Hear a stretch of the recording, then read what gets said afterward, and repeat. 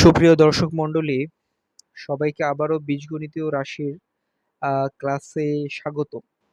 আজকের আমরা যে বিষয়টা নিয়ে কথা বলবো, যেটা প্রথমে ষষ্ঠ এবং সপ্তম শ্রেণীর শিক্ষার্থী বন্ধুরা সবসময় এই বিষয়টা নিয়ে খুব একটা সমস্যায় ভুগে থাকেন, যে পাটিগণিতে বা অন্য ম্যাথে যে বা অঙ্কে যে আমরা চিহ্নগুলো ব্যবহার করি, বীজগণিতে সেটাকে কি বলা হয়।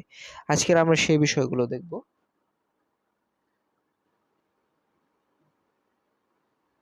বীজগণিতের এই প্রক্রিয়া চিহ্নর বিষয়টা হচ্ছে পাটিগণিতে যেটাকে আমরা বলি যোগ, বীজগণিতে সে বিষয়টাকে আমরা বলবো প্লাস।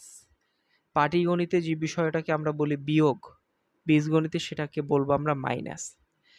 পাটিগণিতে যে বিষয়টাকে আমরা গুণ বলে থাকি, বীজগণিতে সেই বিষয়টাকে আমরা মাল্টিপ্লিকেশন ইনটু বা ডট বলবো। এখানে কথা হচ্ছে এই যে আহ, বিষয়টা, এটাকে বলবো হচ্ছে ইনটু, এবং এই যে একটা ছোট একটা চিহ্ন দেখতে পারতেছো তোমরা, এটাকে আমরা বলবো ডট। এবং এখানে পাটিগণিতের ভাগকে বলা হয় ডিভিশন।